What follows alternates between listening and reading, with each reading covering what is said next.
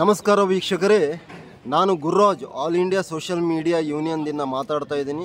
ಸದ್ಯ ನಾನು ಈಗ ಕರ್ನಾಟಕದ ಹೃದಯ ಭಾಗ ಧಾರವಾಡದಿಂದ ನೇರವಾಗಿ ಮಾತಾಡ್ತಾ ಇದ್ದೀನಿ. ಧಾರವಾಡದಲ್ಲಿ ಇವತ್ತು ಮಾಳಾಪುರ ರಸ್ತೆಯಲ್ಲಿರುವ ಪಠಾಣ್ ಹಾಲ್, ಈ ಪಠಾಣ್ ಹಾಲ್ದಲ್ಲಿ ಇವತ್ತು ಈ ಪ್ರತಿ ವರ್ಷ ಹಜ್ ಯಾತ್ರೆಗೆ ತೆರಳುವ ಮುಸ್ಲಿಂ ಬಾಂಧವರಿಗೋಸ್ಕರ ಒಂದು ಟ್ರೈನಿಂಗ್ ಕ್ಯಾಂಪನ್ನು ಏರ್ಪಡಿಸಿದ್ದಾರೆ. ಉತ್ತರ ಕರ್ನಾಟಕ ಅಂಜುಮನ್ ಇಸ್ಲಾಂ ಸಂಸ್ಥೆ ಹಾಗೂ ಬೆಂಗಳೂರಿನ ಅಂದರೆ ಕರ್ನಾಟಕದ ವಕ್ಫ್ ಬೋರ್ಡ್ ಸಂಯೋಗದಲ್ಲಿ ಈ ಒಂದು ಟ್ರೈನಿಂಗ್ ಕ್ಯಾಂಪನ್ನು ಏರ್ಪಡಿಸಿದ್ದಾರೆ. ಟ್ರೈನಿಂಗ್ ಯಾಕಪ್ಪ ಅಂತಂದು ನಾವು ಕೆಲವ್ರನ್ನ ಮುಸಲ್ಮಾನ್ ಬಾಂಧವ್ರನ್ನ ಮಾತಾಡ್ಸಿದ್ದೀವಿ.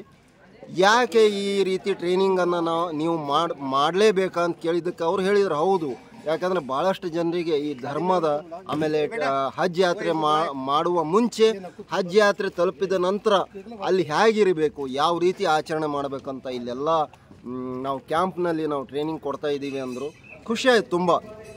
ಅದಕ್ಕೆ ನಮ್ಮ ಜೊತೆ ಇವತ್ತು ಇದರ ಬಗ್ಗೆ ಮಾತಾಡಲಿಕ್ಕೆ ಧಾರವಾಡದ ಒಂದು ಖ್ಯಾತ ಉದ್ಯಮಿಗಳಾದ ನ್ಯಾಷನಲ್ ಒಂದು ಅದರ ಮಾಲೀಕರಾದಂಥ ಸಲೀಂ ಅವರು ಇದ್ದಾರೆ. ಅವ್ರನ್ನ ನಾವು ನೇರವಾಗಿ ಕೇಳೋಣ. ಸರ್, ತಮ್ಮ ಹೆಸರು? ನಾನು ಹಾಜಿ ಮೊಹಮ್ಮದ್ ಸಲೀಂ ಸಂಗನಮಲ್ಲ. ಸರ್, ತಾವೇನು ಮಾಡ್ತೀರಾ? ನಾನು ಉದ್ಯೋಗಿ. ಸರ್, ಇವಾಗ ಇದೇನು ನಡೀತಾ ಇದೆ ಇಲ್ಲಿ ಪಠಾಣ್ ಹಾಲ್ದಲ್ಲಿ? ಇವತ್ತು ತುಂಬ ಖುಷಿಯಾಗಿದ್ದಾರೆ ಎಲ್ಲರೂ, ಒಂದು ಹಬ್ಬದ ವಾತಾವರಣ ಇದೆ. ಸರ್, ಏನು ನಡೀತಾ ಇದೆ ಸ್ವಲ್ಪ ದಯವಿಟ್ಟು ಸಂಕ್ಷಿಪ್ತವಾಗಿ ಆಮೇಲೆ ವಿಸ್ತಾರವಾಗಿ ಹೇಳ್ತೀರಾ ಸರ್? ಇಸ್ಲಾಂ ಧರ್ಮದಲ್ಲಿ ಹಜ್ ಒಂದು ಪವಿತ್ರ ಸ್ಥಾನ. ಯಾರ ಹತ್ರ ಹಣ ಇರ್ತೈತಿ ಅವರು ಹಜ್ ಮಾಡಬೇಕಂತೇಳಿ ಇಸ್ಲಾಂ ಧರ್ಮದಲ್ಲಿ ಇದೆ. ಆ ಇಸ್ಲಾಂ ಧರ್ಮದಲ್ಲಿ ನಾವು ಹಜ್ ಯಾತ್ರೆಯನ್ನು ಕಳಿಸ್ತಾ ಇದ್ದೇವೆ. ಎಲ್ಲರೂ ಹೋಗ್ತಾ ಇದ್ದಾರೆ. ಧಾರವಾಡದಲ್ಲಿ ಇವತ್ತಿಗೆ 4ರಿಂದ 5ನೇ ಕ್ಯಾಂಪ್ ಇದು. ಪ್ರತಿ ವರ್ಷ ನಮ್ಮ ಉತ್ತರ ಕರ್ನಾಟಕದ ಅಂಜುಮನ್ ಸಂಸ್ಥೆಯವರು ಮತ್ತು ಇತಿಹಾದ್ ಮುಸ್ಲಿಮೀನ್ ಹಬೀಬ್ ಫೌಂಡೇಶನ್ ಇವರೆಲ್ಲರೂ ಕೂಡಿ, ನಾವು ಗೆಳೆಯರ ಬಳಗದವರೆಲ್ಲರೂ ಕೂಡಿ ಹಜ್ ಕ್ಯಾಂಪನ್ನು ಮಾಡ್ತೀವಿ. ಈ ಹಜ್ ಕ್ಯಾಂಪಿನಲ್ಲಿ ಉದ್ದೇಶ ಏನಂತ ಹೇಳಿದರೆ, ಇಡೀ ಜಗತ್ತಿನ ಮುಸಲ್ಮಾನ್ ಸಮಾಜದವರು ಮಕ್ಕಾ ಹೋಗ್ತಾರೆ, ಮಕ್ಕಾ ಯಾತ್ರೆಯನ್ನು ಹೋಗ್ತಾರೆ. ಆ ಯಾತ್ರೆಯಲ್ಲಿ ಎಲ್ಲರ ಪರವಾಗಿ ಬೇಡ್ಕೋತಾರೆ, ಆಶೀರ್ವಾದ ಮಾಡ್ಕೊಂಡ್ಬರ್ತಾರೆ. ತಮ್ಮ ತಪ್ಪುಗಳನ್ನು ಎಲ್ಲ ಕ್ಷಮಿಸಬೇಕಂತೇಳಿ ಅಲ್ಲಾಹನಲ್ಲಿ ಕೇಳಿಕೊಂಡು ಬರ್ತಾರೆ. ಮತ್ತು ಪ್ರತಿಯೊಂದು ತಮ್ಮ ಇಡೀ ದೇಶದ ಜಗತ್ತಿನ ಜನ ಯಾತ್ರೆಗೆ ಹೋಗಿ ಅವರ ರಾಷ್ಟ್ರ ಬಗ್ಗೆ ಮತ್ತು ಅವರವರ ಆರೋಗ್ಯದ ಬಗ್ಗೆ, ಅವರ ಕುಟುಂಬದ ಬಗ್ಗೆ ಬರ್ತಾರೆ. ಅದೇ ಥರ ನಮ್ಮ ಭಾರತ ದೇಶದಲ್ಲಿ ಹೋಗ್ತಾ ಇರೋ ಎಲ್ಲ ಹಜ್ ಯಾತ್ರಿಗಳಿಗೆ ನಾನು ಮನವಿ ಮಾಡ್ಕೋತೇನೆ, ಹಿಂದೂ ಮುಸ್ಲಿಂ ಭಾಯಿಚಾರಿ ಬಗ್ಗೆ ನಮ್ಮ ದೇಶ ಒಳ್ಳೆಯದಾಗಲಿ, ನಮ್ಮ ದೇಶದ ಒಳ್ಳೆಯ ಉತ್ಪನ್ನವಾಗಿ ನಾನು ನಡ್ಕೊಳ್ಕೊಳ್ಳಿ ಅಂಥೇಳಿ ನಮ್ಮ ಯಾತ್ರಿಗಳು ಹೋಗ್ತಾ ಇದ್ದಾರೆ. ಅವ್ರಿಗೂ ನಾನು ಒಂದೇ ಕೇಳ್ಕೊತಾ ಇದ್ದೇನೆ, ನಮ್ಮ ದೇಶದ ಬಗ್ಗೆ ಮತ್ತು ಹಿಂದೂ ಮುಸ್ಲಿಂ ಬಾಂಧವರು ಎಲ್ಲರೂ ಒಟ್ಟಾಗಿ ಗೂಡಿ ಇರಲಿ ಅಂಥೇಳಿ ತಾವೆಲ್ಲರೂ ಕೇಳ್ಕೊಂಡು ಬರಬೇಕು. ಮತ್ತು ನಿಮ್ಮ ಹಜ್ ಯಾತ್ರೆ ಆರೋಗ್ಯಕರವಾಗಿರಲಿ, ಸುಖಕರವಾಗಿರಲಿ. ನಿಮ್ಮ ಹಜ್ ಯಾತ್ರೆಯಲ್ಲಿ ಸಂಪೂರ್ಣ ಅಲ್ಲಾಹನಲ್ಲಿ ಬೇಡಿಕೊಂಡು, ನಮ್ಮ ಪರವಾಗಿ ಬೇಡಿಕೊಂಡು ತಮ್ಮ ಪರವಾಗಿ ಬರಲಿ ಅಂತ ಅವರಲ್ಲಿ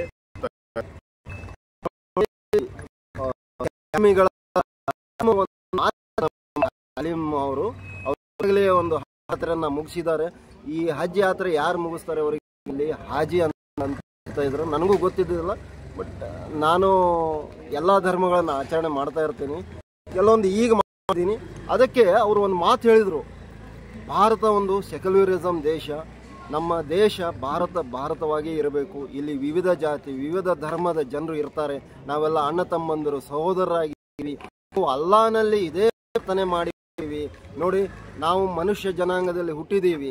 ಆಯಾ ಧರ್ಮದ ಹಾದಿಯಲ್ಲಿ ಅವರಿಗೆ ಯಾವುದು ಒಳ್ಳೆ ಮಾರ್ಗ ಅನ್ನಿಸ್ತದೆ ಆ ಮಾರ್ಗದಲ್ಲಿ ಬಂದು ಅಲ್ಲಾಹನನ್ನ, ಭಗವಂತನನ್ನ ಎಲ್ಲ ಒಂದೇ. ಅದಕ್ಕೆ ವಿವಿಧ ಮಾರ್ಗಗಳಿಂದ ಬಂದರೂ ಸೇರೋದು ಅಲ್ಲೇನೆ. ಅದಕ್ಕೆ ಅವರು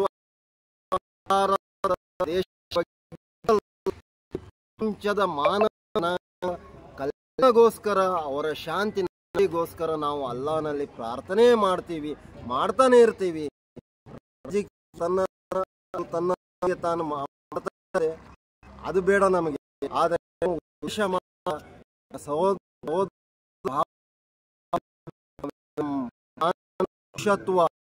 ಮಾನವತೆ ಬೇಕು ಜಗತ್ತಿನಲ್ಲಿ.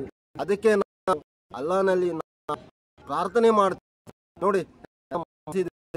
ಸುಮ್ಮನೆ ನಾವು ಇದು ಅಂತ ಹೇಳಿ ಮಾಡ್ತಾರೆ, ಏನೇ ಇರ್ತಾರೆ ನೋಡಿ. ಅವರು ಹೇಳಿದ ಮಾತು ಎಷ್ಟು ನಿಜವಾಗಿ ತಡ್ತಂದ್ರೆ ಖರೆ ನಿಜ. ಅದು ಎಲ್ಲ ಮನುಷ್ಯ ಈಗಲೂ ಪ್ರಾರ್ಥನೆ ಮಾಡ್ತೀವಿ, ಯಾವಾಗಲೂ ಪ್ರಾರ್ಥನೆ ಮಾಡ್ತೀವಿ. ಅದಕ್ಕೋಸ್ಕರ ಎಲ್ಲರೂ ಇಡೀ ಜನಾಂಗಕ್ಕೆ ಆಗಲಿ ಅಂತ ಹಾರೈಸಿದ್ದಾರೆ. ಅವರು ನಮ್ಮ ಮುಸಲ್ಮಾನ ಬಾಂಧವರು ಯಾರ್ಯಾರು ಪ್ರತಿ ವರ್ಷ ಹಜ್ ಯಾತ್ರೆ ಕೈಗೊಳ್ಳುತ್ತಾರೆ, ಇಡೀ ಈ ಜಗತ್ತಿನ ಮನುಷ್ಯ ಧರ್ಮಕ್ಕೆ, ಮಾನವ ಧರ್ಮಕ್ಕೆ, ಮನುಷ್ಯರಿಗೆ ಎಲ್ಲರಿಗೂ ಕಲ್ಯಾಣ ಆಗಲಿ. ನಮ್ಮ ಚಾನೆಲ್ ಕೂಡ ಇದೇ ಬಯಸುತ್ತೆ. ಇಡೀ ಈ ಭೂಮಿ ಮೇಲೆ ಇರುವ ಪ್ರಪಂಚದ ಎಲ್ಲ ಮನುಷ್ಯರು ಬದುಕಬೇಕು, ಸಂತೋಷದಿಂದ ಇರಬೇಕು. ನೋಡಿ ಯಾವ ರೀತಿ ನಾವು ಸಹಿತ ಬಯಸೋದು ಆಗಲಿ. ಅವರೇನು ಬೇರಲ್ಲ. ಯಾರ್ಯಾರು ಹಜ್ ಯಾತ್ರೆ ಮಾಡ್ತಾರೆ ಪ್ರತಿ ವರ್ಷ ಅವರಿಗೂ ಒಳ್ಳೇದಾಗಲಿ, ಇಸ್ಲಾಂಗೂ ಒಳ್ಳೇದಾಗಲಿ. ಯಾಕಂದ್ರೆ ಮುಸಲ್ಮಾನ್ ಬಾಂಧವರಿಗೆ ಒಳ್ಳೇದಾಗಲಿ ಅಷ್ಟೇ ಅಲ್ಲ, ಈ ಭೂಮಿಯ ಮೇಲೆ ಇರುವ ಎಲ್ಲ ಧರ್ಮದ ಎಲ್ಲ ಜಾತಿಯ ಜನಾಂಗದವರಿಗೂ ಒಳ್ಳೇದಾಗಲಿ ಅಂತ ಹಾಜಿ ಸಲೀಂ ಅವರು ಹೇಳಿದರು. ಅವರಿಗೂ ಎಲ್ಲರಿಗೂ ಒಳ್ಳೇದಾಗಲಿ. ನೋಡಿ ನಾನು ಗುರ್ರಾಜ್, ನಾನು ಯಾಕಂದ್ರೆ ಮಾತೇ ಬರ್ತಾ ಇಲ್ಲ ಅವ್ರು ಹೇಳಿದ್ ನೋಡಿದ್ರೆ. ಅದೇ ನಾನು ಗುರ್ರಾಜ್, ನಮಸ್ಕಾರ.